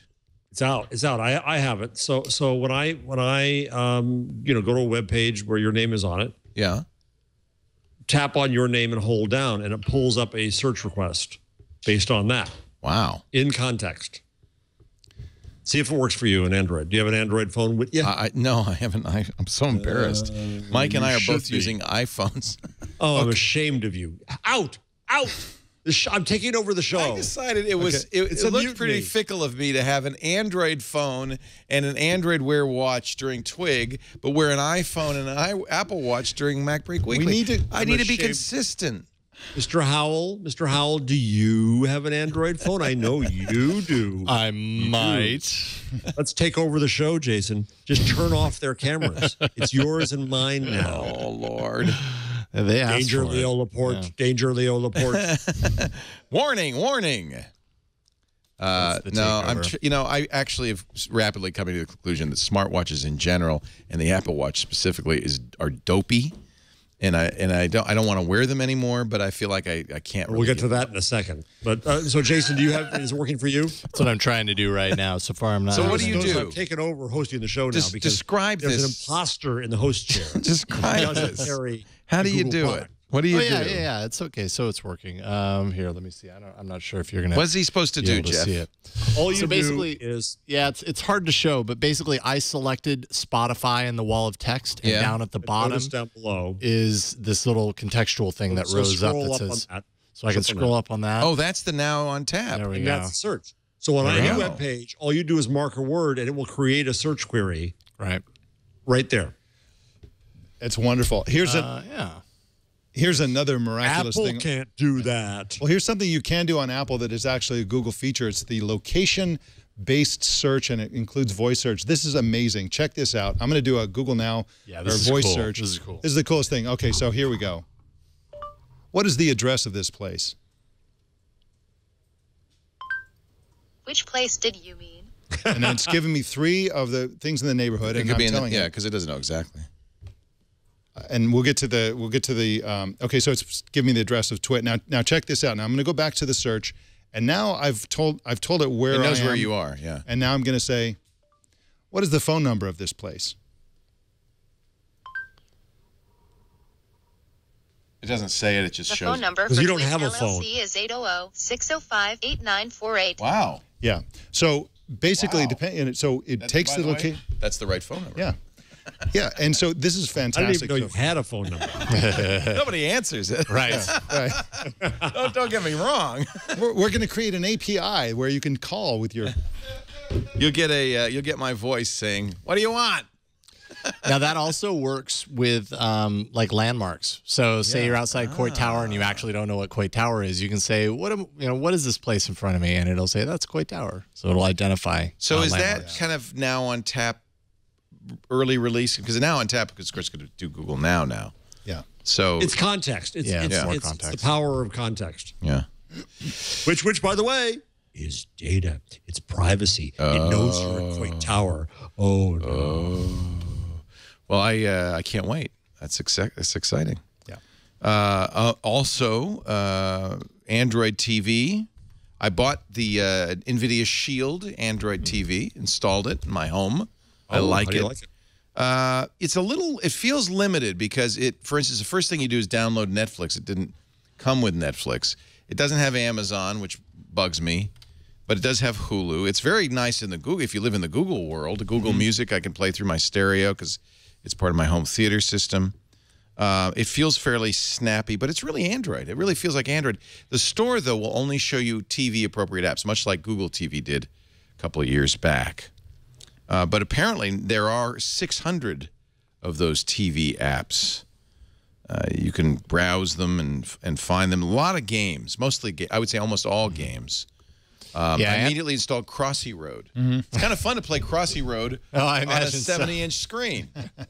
That's kind of fun, and it works. The Shield comes with a game controller, not the remote. So you're playing with a game controller. I think you can get a You can buy the for remote. it, That's right. Yeah. Both the controller and the remote you could talk to directly. So I think everything's going to be speech enabled. I think they'll all have to have different names though, Right. Because otherwise they're all going to respond. Or have a sensor in them that detects that you're holding it. Maybe. Therefore, that's the one that you intend. I think, in fact, that's the plan for some of these. Yeah. And it's going to become so ubiquitous that we're going to all have to be very careful about what we say on our shows because we're going to be triggering all this voice stuff. That happened to me the other day. Dr. Mom, we were talking about the Amazon Echo, and I can't say said the A command, word. and her Amazon Echo launched into a. Fortunately, she's the only other person in the world that has one. Well, but people are going to have the Google Now. They're going to have Siri. They're going to have all this. It's going to be a big problem. Yeah. So what we do now is we have different names. Like Siri's real name is the name, and we'll have to start publishing a guide. Yeah. Shlomo. So we say, hey, Shlomo. And then, I like it. Yeah. I think we decided that Amazon's Echo name wouldn't be Alexa, but I don't know what we decided. What did we decide? We had a name. What if we call her Alberta? And then Google Now, we don't have to worry about that. But you can't say, okay, Google. Oh, God, I just did. I'm so sorry. My Xbox is Xbox, so if I say... Well, for you, I'll say, Siri, Siri. No, Shlomo. Oh, yeah. Hello, Sailor. That's what Dr. Mom calls her, Alexa, is Sailor. Sailor. Hey, Sailor. The problem is you can't, the Echo, you only have two choices, Amazon or the other name. Yeah. The problem with that also is it's just the name. There's no hey. Yeah, right. So if you just say her name. But the hey thing that Siri has now is just really dumb. I feel it's like, hey, Siri. You know why they do it? The same reason Google has a multiple syllable, okay, 4 syllables, right? Hey Siri is not enough because, frankly, my Siri, if I have my iPhone plugged in and it's turned on, it wakes up for TV shows. It wakes up in the middle of the night. I don't know, because I'm snoring. Hey Siri, I don't know. And then, so the longer the better. I eventually made my my phone, my Moto X, say, "Okay, help me, Obi-Wan Kenobi," and that one it never went off by accident. So false triggers are becoming a big problem. You didn't add your My Only Hope to no, I thought that was a little too long. Okay. A little too long. Apple TV has, if they had apps, 70 apps. Roku has 2,000 apps. Fire TV, 1,700 apps. So Google has a little catching up to do. Yeah. Android TV also just did something that they've needed to do since they launched and updated the Play Store. So now you can find all the Android TV apps on Android TV. Yes. Before it was like it was a curated list, and Right. you knew there were more out there because if you went on the find web, them. you can install things Right. to it. Now you can find it all through Android TV. This is interface. interesting. The next version of Android will give app publishers the ability to program linear TV channels. That is live streaming.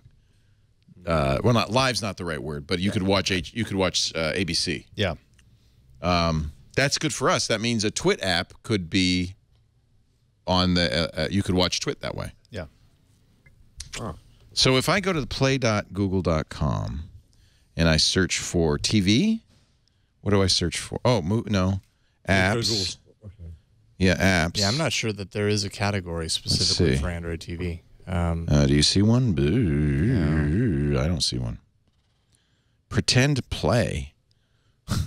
Should I click that? I wouldn't. That's in the family block. Is that right? Pony Play? What is that? Okay, that's something else then. Comes with a safe word.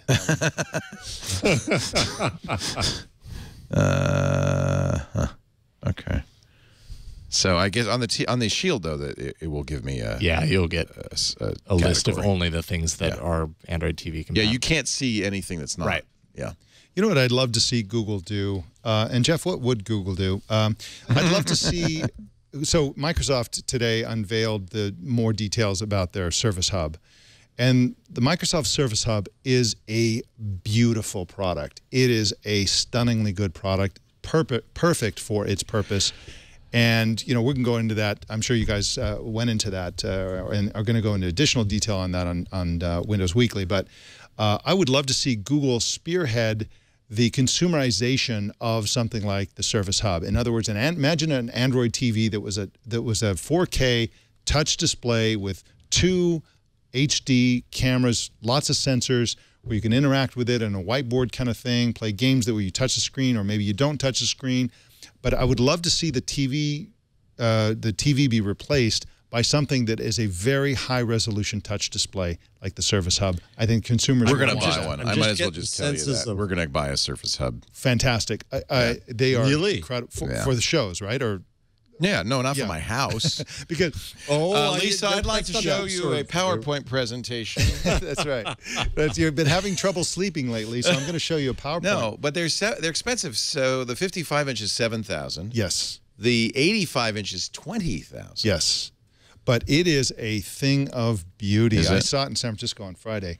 It is just, I mean, it's so good. It's so high I would resolution. love to have this in classes, right? Yes, absolutely.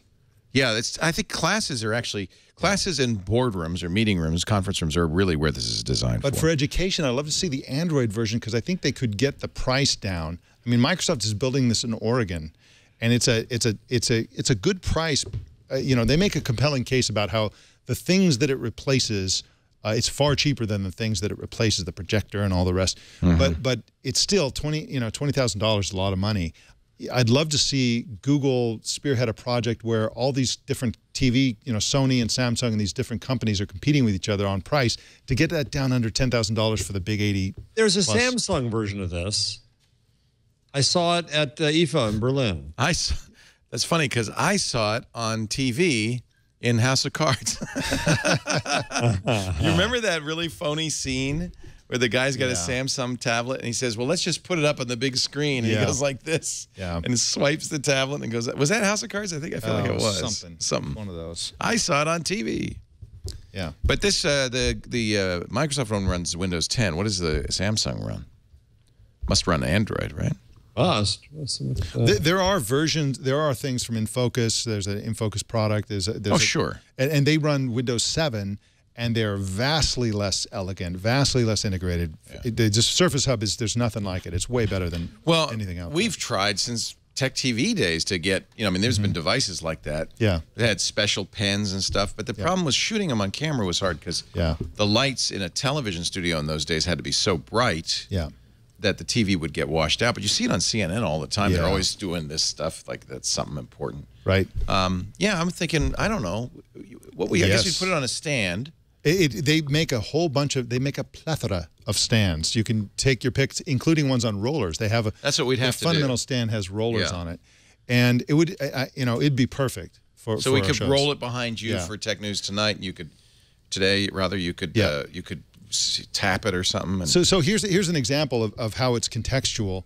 You basically walk up to it, and there are apps that, you know, for example, the main app, which is OneNote, will have controls on one side, and they're right there, and you can tap the controls and then write on the whiteboard and stuff like that. Right. When you walk to the other side, the controls move over to where you are. Oh, nice. Another person comes up, 2 sets of controls appear. Oh, that's you have nice. You have the Skype connections are all stacked on one side, so you could have 10 people on a line. Very sweet. And the Surface Hub would handle all those connections. It's just so good. It's just so good. Let us take a break, because I think unless there's some news that we haven't mined. Jeff, is there a story? I don't think so. No. Mike, anything that we didn't? I mean, I jumped around a lot. Yep. But this one of the things I love about this show is it's very informal. There's really no structure to it, and we kind of just talk about whatever the hell we want to talk about. It's like a box of chocolates. You never know what you're gonna get. Life is like a box of chocolates. Okay, get your picks ready. Our show today brought to you by a really great company, Braintree. I was talking to the CTO the other day. I said, "Are you named after Braintree, Massachusetts?" He said, "Not exactly. We're actually in Chicago and San Francisco." But one of the founders was a fan of, I think, John Adams, a president born in Braintree. Huh. And so he thought, oh, it's a good name for a company that has brains and shakes the money tree or whatever. I don't know. Anyway, it's a great name for a company. You can't forget it. And it's very cool, because what Braintree does, if you're a mobile app developer, with a few lines of code, is give you a secure payment solution your customers are going to love. It's Braintree's V.0 SDK. It gives you or your customers the ability to pay in almost any way. Credit cards, yes, but also Apple Pay, also Venmo, also Bitcoin. Which is cool. They have other stuff coming. You know what I'm talking about. Basically, that's the beauty part of this. You as a developer don't have to worry about it. They add the features. They make it seamless. They make it magical. No wonder companies like Uber use Braintree payments. Because, for Uber, what is the selling point for Uber? There's 2. You push a button, somebody comes. Yep. Number 2, you get out of the car and you're paid. That's Braintree. Right. Lyft and Uber, Airbnb and Hotel Tonight, GitHub, Munchery, Living Social. I bet you Luke uses it. I don't know, but I mean, I'm checking now, but I'm pretty sure they do. It's so straightforward. Yeah. Any language for the mobile web, for your app. It is what they call a full stack payment solution. Start accepting PayPal, Apple Pay, Bitcoin, Venmo, credit cards, and more. Couldn't be easier. And as a little pot sweetener, your first $50,000 in transactions, fee-free. Yes, fee-free. BraintreePayments.com/twig. You can sign up to use the sandbox so you can see how easy it is to integrate it into your app. Very simple. I think you'll love it. And more importantly, maybe even your customers will love it. As a developer, you'll like the ease of use. Your customers will the one-touch checkout means they don't have to enter a credit card number. They don't have to mess around. You get far fewer people abandoning their shopping carts. BraintreePayments.com/twig. I am a believer. And you use it. You already use it. You use it all the time, probably, right? Yep. Yeah. You might not know that, but you do. And it's funny because I use the whole list. It's like Airbnb, everybody, Uber, but to me, that's the selling point, right? Exactly. That's the thing about Uber is that the payment is non-existent. You don't even think about it. You get out of the car. Right. But it informs you about how much you paid and all that kind of stuff. So, it's really... But I think that's a selling point, friction-free, right? Yep. I'll give you a little tool in absence of a tip from Gina Trapani. This is actually the reason I'm mentioning this is it comes from Google. Google supported this research at the Cornell Lab of Ornithology. If you've ever been a birder or you just look out in your backyard and you go, what the hell is that bird? The Merlin Bird ID app for Google Play or the iOS App Store will let you take a picture or feed a picture or even go through a checklist of 400 North American birds and determine what that bird is. Are birders going to love this or hate this? Well, birders probably don't need it. If you're like a really sophisticated birder, you look and go, oh, there's a purple-billed orange-tailed thrush or whatever. But I am always wondering, Yeah, what the hell is that bird? And is it edible? That's the important thing. Now, there's Elgan five steps, 5 simple questions. What size? What were the main colors? What was the bird doing? Why was it doing it? Why was it doing it? You also get bird photos. Birding is big. I'm not a birder, but boy, I know birders, and birding is huge. Yeah. Oh, there's bird. You already know this app. No, I know the site. F and Dunn knows the site. Okay. So you you also can hear what the bird sounds like. You should just be able to point it at the bird. Come on, Google. F and Dunn is always giving somebody the bird. It's amazing. But I imagine they collect the data, right? So they can sort of 70 million data That's points. interesting too. Yeah. 70 million observations from the eBird Citizen Science Project. wonder if they feel like their privacy is being violated. Yeah, and that's my data. So Google was involved in this, as was the National Science Foundation and the Pennington's Wild Bird Food. But I just thought that's kind of cool. Yeah. See, sometimes big data is something as simple as, what the hell is that? Yeah. What am I looking at? It's actually fascinating because you know they could do this for people, Yeah. but they choose not to. There was a story that I ran across and almost covered on TNT this morning, but it turns out that it's been in the news, but under the radar for a while. But the law enforcement and a few universities are working on a tattoo database where tattoo image recognition. Right, that's unique. Yeah. Well, right now they have 70 keywords. So when the police have a suspect or whatever, and they enter in identifying information, there's 70 words they can use to describe a tattoo. It's a girl. It's like, this, that, and the other. It's a twit logo. Right. But now they're just using machine intelligence to identify tattoos. And wow. it's becoming an important part of, of the that makes FBI's sense, database. actually. It does, doesn't it? That's an identifying mark that's often unique. Yep. The Merlin Big Bird Data app. Big Bird Data app. The app replaces Google. No, I'm sorry, it's Google backed. Will identify. It does say, this article does say will identify a bird just from a photo. So I guess that's just one of many. Researchers have created a computer vision technology that will identify a species from a single photo. Very cool. Mr. Jeff Jarvis, you got something for us? Before we get to the number, yes. Launcey Mills informed me on Twitter that the stuffed crust pizza with hot dogs came from Australia and the UK and Canada first. It is a product of the empire. And on the rundown, I have a 2012 Guardian review of the pizza, where even the progressive, snooty Guardian actually kind of liked it. From that long ago. Oh, but see, theirs is lateral. It's a little bit different. The wiener Theirs is is a lateral wiener. It's going around. Yeah, It's weaved. It's weaved through. Curved in a way that hurts. I think Pizza Hut has actually refined. I think it has. But if you go below, there's an Australian commercial for it. I think you're going to want to play. Should I find that maybe on my? It's right below. It's right below on the next thing on the rundown. Oh, it's on the rundown. Oh, on the rundown below. I do my work for you. You sure do. I believe that the version that you showed earlier in the show is actually originated in Japan with the half hot dogs. Oh, please. Let's see. From the home of the hot dog to the home of stuffed crust. Introducing Pizza Hut's new hot dog stuffed crust pizza. Oh my God, that's Only disgusting. at Pizza Hut. Isn't it? Only at Pizza Hut. And then there's one below that from Canada. It's Australian for Notice pizza. the one from Australia had mustard and ketchup drizzled around the crust. Oh, It's just horrible. And then here's the Canadian one.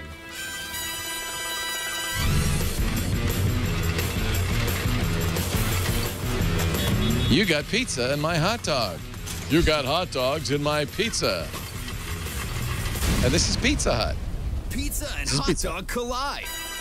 Oh, yes, we did. The hot dog stuffed crust pizza. No, It's the wrong. pizza you love with a hot dog baked It's crust. just not. Limited time Mustard only on at the Pizza pizza. Hut. Make it great. It might just be not, good. It's I don't not know if you okay. should. No, It's not going I to don't be know good. if you should knock that. No, let's knock it. And then there's, yeah. I'm actually really so. It doesn't come to the United States for another week, June 18th. Run now. But I think that next. You're going to get this in the studio, aren't you? Oh, you're definitely. Oh my God. Huh? Yeah. Save the date. Yeah. Thank you, Chris. What day of the week is that? What day is it out, Leo? Contribution. June 18th. Unfortunately, the day after next week's Twig. Oh. But maybe I'll come in and we'll have a very special unboxing. With the Pizza Hut. See, but I think the Pizza Hut one in the U.S. is going to be better because the hot dogs are like little pigs in a blanket. They're sideways. They're little mini dogs. It's meant for, popping at a party. It's like a party popper. It's a party hot popper dog pizza. Crust. Like break off a piece. Delicious looking. Yeah. Oh yeah, you could just break off a piece. Just like I'm on the go. That's right a good now. point. I'm in a hurry. I just need one of these to go. And you just of course, it tear was off. invented in England and Australia and apparently South Korea. Wow, man, it's bangers in pizza. A little more labor intensive this way, I have to say. Yeah. As opposed to just looping the hot dog horizontally. Singapore called it the double sensation pizza. No, that's something else. Pizza Hut Middle East released pizzas with a crust stuffed with cheeseburgers and the other one with chicken nuggets. Why? Because it's twice as nice. There's Pizza Hut has confirmed that you will be able to get a large one-topping pizza featuring 28 premium hot dog bites baked into the crust, served with a side of French's mustard for $11.99. Unlike, by the way, premium hot dog. This is the official Pizza Hut spokesperson. Unlike international variations, the Hot Dog Bites pizza available in the United States while supplies last will be surrounded by 28 bite-sized hot dogs baked into the crust. Perfect for dipping into the free, they don't charge you for the mustard. Wow, what a deal. The free side of French's mustard. Oh, they're using your data for that free mustard. Well, it replaces the mustard drizzle offered on previous versions. Do you really want a mustard drizzle? Mm-hmm. I wonder how. By the way, in my day, a McDonald's hamburger came with ketchup and mustard. Yes. In fact, I used to be the guy who did it, who squirted it. You can't get mustard on them anymore. What? We had a very special squirter that held mustard and ketchup. So with one squirt, you'd apply both. Did I know you were a grill guy at McDonald's? I don't know if you knew that, but that's what my high school job was. And actually for the first couple of years of college. Oh, which caused some you know what I cognitive was? dissonance. I was the kitchen manager at Ponderosa Steakhouse. Nice. And did I ever do this for you? So I was taught to use the lettuce slicer by a very short guy who said, keep your finger outside and come outside and you'll be okay. Yes. And it sliced off. Oh, my God. He's got a lettuce slice injury. Piece of the finger here. See that? I made true chef salad. Oh, who got the salad that your finger piece The manager was was trying to figure out whether he could save the salad and was convinced that no, he should throw it out. We're going to pixelate that shot, by the way, because you just flipped us all the bird. I didn't realize this, but remember the original Facebook like button had a thumbs up? Yes. Turns out they had to remove that because culturally... Yes, that's not good. That means up your sit on this and rotate in Italy? I think in the Middle East. In the Middle East. East. Other places, yeah. But it's still the logo on the building, isn't it? At the headquarters? There's so many hand gestures you just don't want to use abroad, especially the OK gesture, which... Yeah, Americans are going around Abu Dhabi going, hey, that's great. And the guy's going, yeah. I'm going to kill you. It's the source of all the tension. It is, actually. In fact, it really isn't over religious issues. It's over the gesture. It started with the American tourists. Isn't that still the gesture on the street sign at One Hacker Way? Maybe it is, but it's not on the like button anymore. Maps now. Not on the like button. Oh, I just messed up Google Do you Maps. have a number? Your number should be 28. All right. That's how many hot dogs I thought there the are. number was. I thought he showed us the number 2, right? It was, or was that 11? Hey! Up your chef salad. No, my number is 1. Larry Page is the highest rated boss. Yes, I in saw the country. That. Rightly so, because golly, he must be fun to work for. Who was the guy before? LinkedIn's Jeff Weiner. Yeah. Weiner. Yeah, speaking of hot dogs. I was trying to give him a break. I also pronounce it Uranus. All right, Jeff Weiner was number 1. 97% approval rating for Larry Page. Rose from 11th place last year because he's been highly visible He's been at all the events and answers the questions, which of course they do. Do they talk And, to employees to find this out? Yeah, that's Yeah, an that's what they employee do. survey. U.S. employees only. Yeah. Google also the best tech company to work for. Glassdoor is the site that does that, as opposed to Glass Ceiling. Yeah, that's right. That's a. I guess that's the point. Number 1, Larry Page. Mark Zuckerberg, 95%. Tim Cook only at 94%. He's number 10 on the list. Jeff Weiner down to 12 places to number 12, 93%. Only 15 tech CEOs on the top 100. Oh, these are the top tech guys, I guess. These are the top tech guys. There's a complete list with, yeah. So I just put up the Facebook headquarters sign on the chat in the rundown. Okay, so that There it does is. still have There it a is. thumb. Well, we're Rotate sorry. on this, we just Menlo want Park. we want to Yeah. apologize to our viewers in the Middle East for showing that.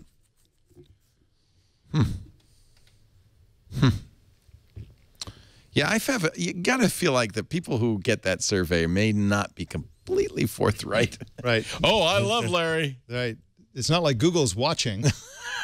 Did it come to them in email? Because if it did, I don't know. This really may be more a measure of how paranoid you are as an employee of a company. Yeah.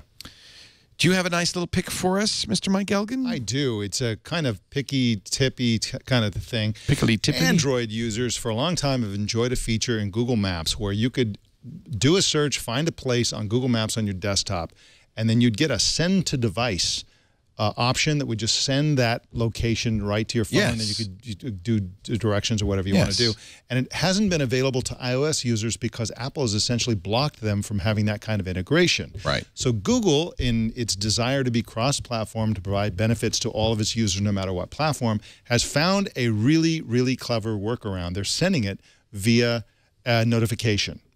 So now Send a Device exists on the iOS platform, and I'm going to demonstrate it here. If you put the camera on here, so I've got Twit here. This is a Silicon Valley on this map right now. So on your desktop, and on the desktop I have Twit, and I'm going to click Send to Device, and you're going to see that the map will suddenly move. That's right. Okay, so it's asking me send to Michael's phone. Okay, it's Michael. It's Mike. Google. And what's going to happen is... Whoa, you've jumped to Petaluma. Now, he did that somehow through notifications. Wow, that's interesting. Yeah, it's very interesting. How long before Apple blocks that? I don't know.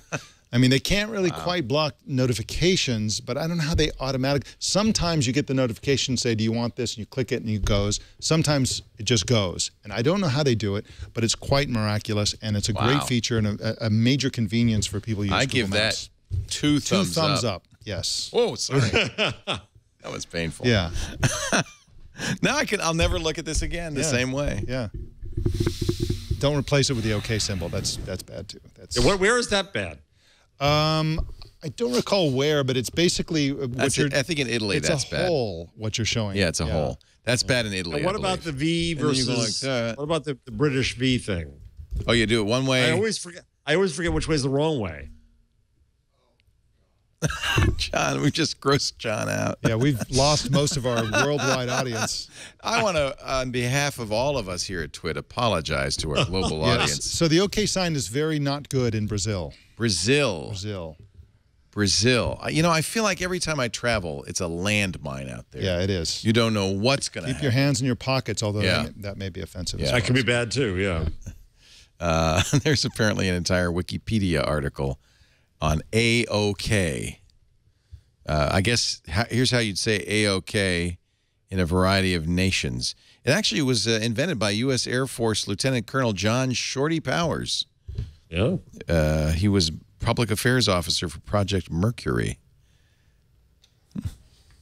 Or short for all OK, right? It's a diving signal. I've used that in diving, scuba diving. In some Mediterranean countries like Turkey as well as Brazil, it is a vulgar expression. Either an insult or, God, it's terrible. Wow. When the sign, in most continental European countries, when the sign is placed over the nose, with the nose protruding through the O, it means drunk. Oh, all right. In the Arab world, it's used as a threatening gesture, as in saying, you will see, you'll see. And occultists believe it's the number 666. because of the 666. Well, I just think it's A-OK. Thank you, Shorty. Thank you all for joining us. We do this show every week, Wednesday afternoons, about 1:30 p.m. Pacific time, 4:30 Eastern time, 4:30, I don't know. Divided by 2. 23:30 UTC, live.twit.tv. By the way, while that URL will still work, we're no longer going to have a separate live page on a separate server. It's been incorporated into the new website, so you'll just go to twit.tv/live. But live.twit.tv, I think we're going to make it work. I hope we do. But if you go there and nothing happens, just try twit.tv/live. Blame Leo. Huh? Blame Leo. Blame me. There is going to be so much to blame me for when you see this new website. I'm just dreading it. You should also go to our website, twit.tv/twig. If you can't get the watch the show live, we'd love giving you an on-demand version of everything we do at the website and wherever you see your favorite podcast. And if you want to be in studio, we love that too. Just email tickets@twit.tv. Thanks for being here. We'll see you next time on This Week in Google. Bye-bye.